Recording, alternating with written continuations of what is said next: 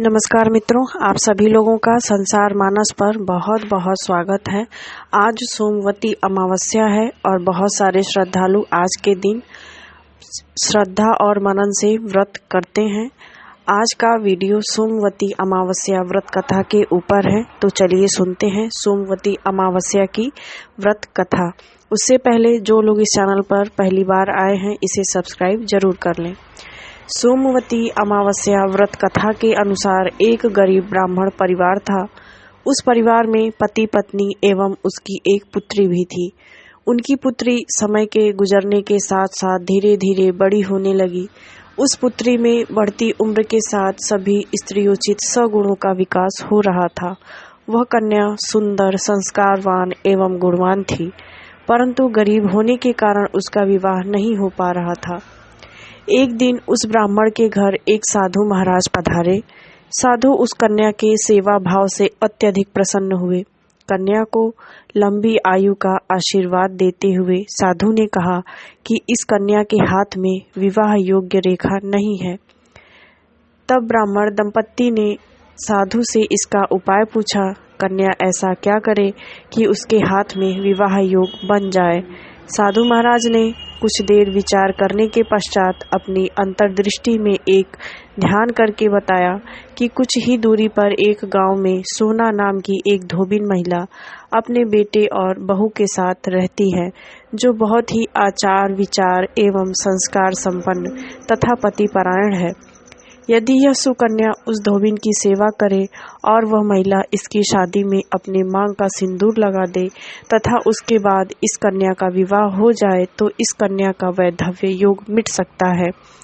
साधु ने यह भी बताया कि वह महिला कहीं बाहर आती जाती नहीं है। यह बात सुनकर ब्राह्मणी ने अपनी बेटी से धोबिन की सेवा करने का प्रस्ताव रखा। अगले दिन से ही कन्या प्रातःकाल ही उठकर सोना धोबिन के घर जाकर साफ सफाई एवं अन्य सारे कार्य करके अपने घर वापस आने लगी। एक दिन सोना धोबिन अपनी बहू से पूछती है कि तुम तो सुबह ही उठकर सारे काम कर लेती हो और पता भी नहीं चलता। बहू ने कहा, माँ जी, मैंने तो सोचा कि आप ही सुबह उठकर सारे काम खुद ही खत्म कर लेती हैं।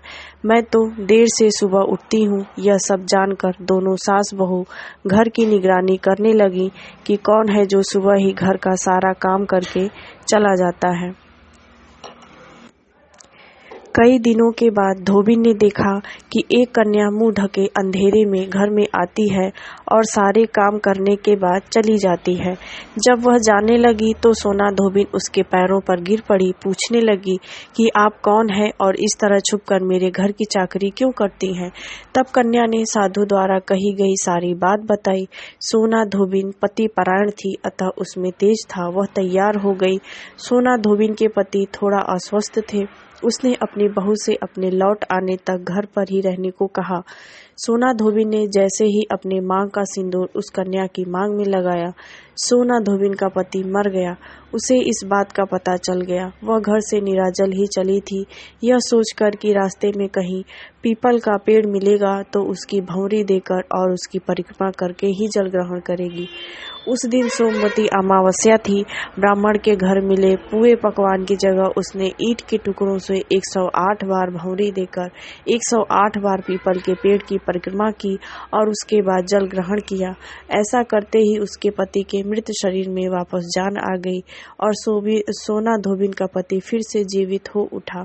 तो इस प्रकार सोमवती अमावस्या की कथा समाप्त होती है। जिस प्रकार सोना धोबिन के कारण सोना का सुहाग अमर हुआ और खुद सोना धोबिन का सुहाग अमर हुआ, उसी तरह प्रभु हम सबके सुहाग की रक्षा करें। बने रहें इस चैनल पर। मिलते हैं अगले वीडियो में एक नई कथा के साथ।